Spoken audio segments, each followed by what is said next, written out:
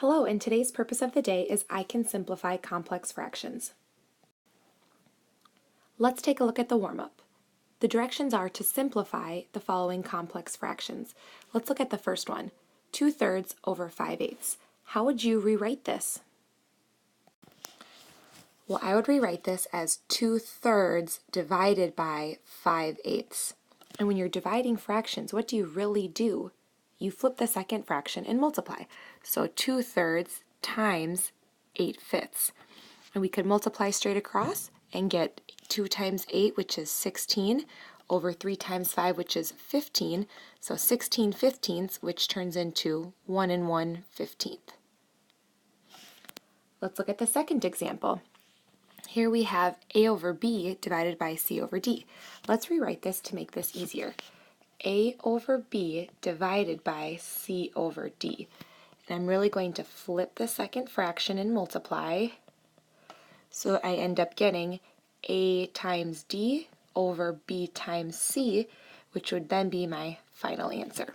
So these fractions within a fraction, which is called a complex fraction, looks a bit more difficult than it actually is. And this is going to help us with our lesson for today. Simplifying complex fractions, day 2. Some new vocabulary. A complex fraction. A complex fraction is a fraction that has one or more fractions in the numerator or denominator. Example number 1, simplify. We have a to the 5th b divided by c squared all over a times b to the 4th all over c to the 4th. So step 1 is write it as a division problem like we did in our warm-up. I would say here a to the 5th b over c squared divided by ab to the 4th all over c to the 4th. Step 2, multiply by the reciprocal. So a to the 5th b over c squared times c to the 4th over ab to the 4th. Factor if necessary, and simplify. Here we cannot factor, so what I'm going to do is I'm going to just cancel out cross products here, which would be simplifying. So I'm going to take away an a here, I'm left with 4 there. If I take away a b there, I'm left with 3 there. If I take away c squared there, I'm left with 2 there. So I end up getting a to the 4th c squared all over b cubed for my final answer here. Example number 2, simplify. So we have x plus 7 over 4 divided by x squared minus 49 all over 10. So again, step 1 says write as a division problem. So I'm going to rewrite this as x plus 7 over 4 divided by x squared minus 49 over 10. Multiply by the reciprocal, which is really flipping the second fraction and then multiplying. So here what I'm going to do then is flip the numerator and denominator, and I'm going to factor at the same time. So I end up getting x plus 7 over 4 for the first fraction times 10 over, and then here if I factor I get x minus 7 times x plus 7. And so that was the factor if necessary step. And now I'm going to cancel out any cross products or any terms that I see. And then this 4 can turn into a 2, the 10 to a 5, and now I multiply straight across, and I get 5 over 2 times x minus 7 for my final answer. Example number 3, b plus 2 over b plus 3 divided by b minus 4. So this is actually a mixed expression here in the numerator, right, because we have a monomial plus a rational expression. So what this really looks like in the numerator is b over 1 plus 2 over b plus 3, and then divided by b minus 4 all over 1. So I need to first take care of this mixed expression before I can attempt to flip the second fraction and multiply by the reciprocal. So I'm going to get a common denominator of 1 and b plus 3, which would be b plus 3, so I'll multiply by that.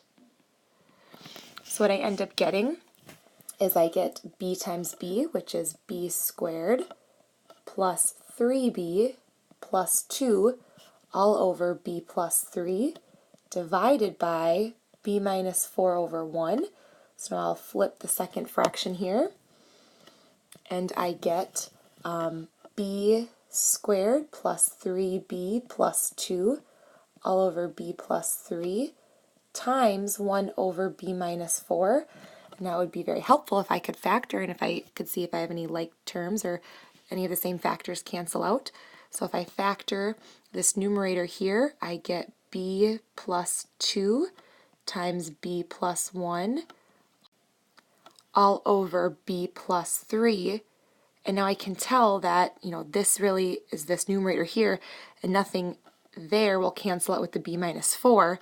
So essentially I can just multiply straight across b plus 2 times b plus 1 times this one here, and then b plus 3 times b minus 4. So my denominator will actually be b plus 3 times b minus 4, since nothing cancels out. And then that would be my final answer here for number 3. Example number 4, we need to simplify, and there's a lot going on here in number 4. I have x squared minus 4x plus 3 over x squared plus 9x plus 14 divided by x squared minus 9 over x plus 2. So I'm going to rewrite this here, and I get x squared minus 4x plus 3 all over x squared plus 9x plus 14 divided by x squared minus 9 all over x plus 2. And now I am going to flip the second fraction and multiply, and I'm going to factor here at the same time. So when I factor this numerator here, I get x minus 3 times x minus 1 all over x plus 7 times x plus 2. And again, I'm just using the diamond method to factor here. Now being multiplied by x plus 2 over x minus 3 times x plus 3, and that's a difference of squares right there. And now let's look at it and see if anything can cancel out. This x plus 3 with, or excuse me, x minus 3 with this x minus 3, x plus 2 with this x plus 2.